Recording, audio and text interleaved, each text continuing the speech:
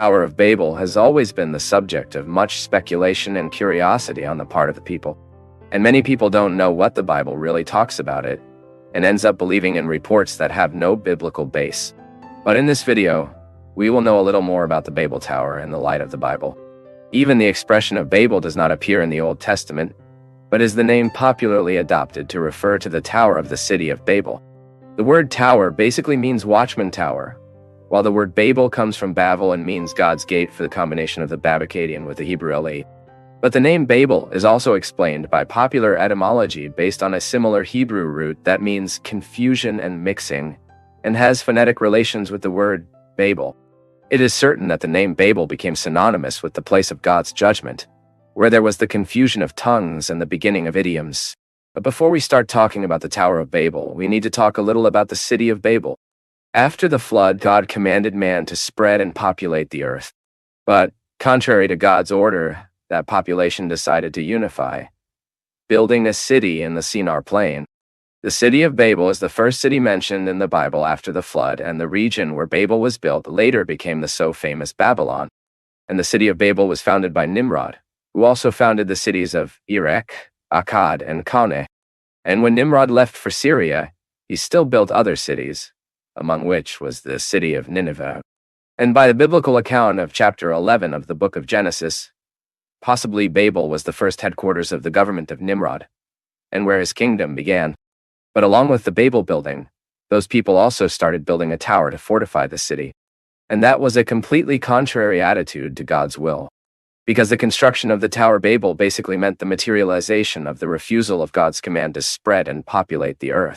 The expression applied to the Tower of Babel, whose summit touches the heavens, perfectly demonstrates the pride of that civilization, as well as the technological advance that humanity had already achieved at that time. The text of Genesis chapter 11 does not clarify whether these people were afraid of a new flood, but the city's structure, the grandeur of their tower, and the insistence of a fully integrated society seem to indicate such a condition. If this is really what happened, then this behavior, besides characterizing disobedience to God, also exposed the lack of confidence in the promise the Lord had made. Because God had promised that the earth would never be destroyed by a flood. But how was the Tower of Babel built at that time? In the region of Babel, there were no stones that could be used as bricks, nor lime to be used as mortar. Then many buildings in that region were built with dried clay bricks in the sun or prepared in ovens. And the foundation of the buildings were also made of steppe clay, and the bitumen was used as mortar. The well-known Mesopotamian towers, called ziggurati, are used as references to understand how the shape of the Babel Tower was like.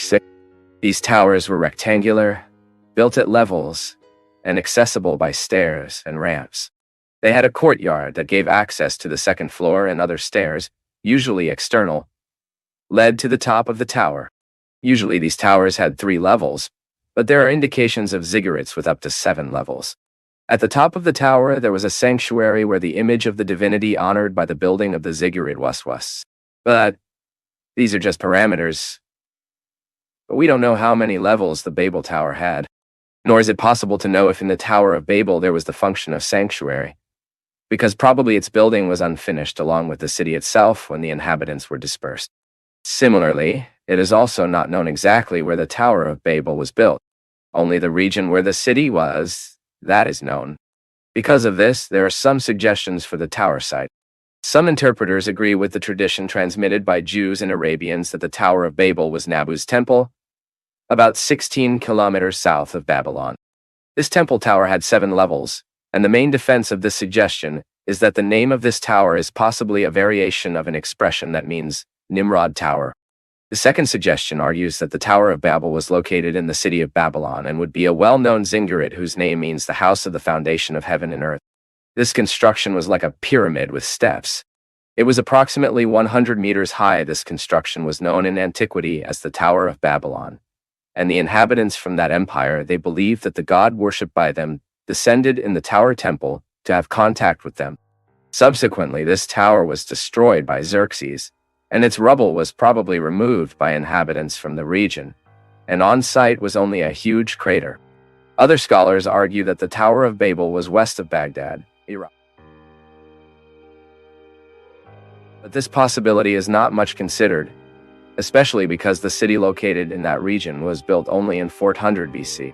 There is still a Jewish tradition that believes God sent fire from the sky and consumed the entire Tower of Babel, including his foundations, and it is impossible to locate it. And there is also another tradition that states that the Tower of Babel may have been overthrown by the force of the wind and that nothing is left of it. But if, on the one hand, it is not known exactly where the Tower of Babel was, on the other hand, it is possible to know the main information about it. Both the city of Babel and its tower represent concrete forms, the ambition of man since the earliest times. The Tower of Babel is a clear figure of the human insistence to disobey the Lord's orders. The most important biblical message about the Tower of Babel concerns the judgment of God that came upon that people, bringing the confusion of tongues and beginning the geographical dispersion of humanity, and the emergence of the various cultures and idioms. And in Genesis 11, verse 5, one can see an anthropomorphic element in the descent of God, to see the city and the tower that men were building in Babel. And in Genesis 11, verse 6, God then brought judgment over that people and spread him all over the earth. There is also a discussion if the confusion of languages was a global or local event. Some scholars argue that such an event occurred only within the Semitic history. Therefore, they understand.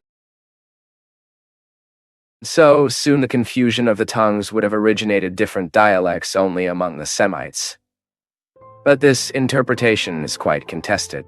The most accepted interpretation of Genesis chapter 11 is that the confusion of languages had a global impact. This means that humanity was concentrated there in Babel. So before that, everyone spoke the same language, which seems clear to the light of verses 1 and 6 of chapter 11 of the book of Genesis. Then it is possible that the author of Genesis used a method of text organization and construction where the first part of chapter 11 chronologically precedes chapter 10.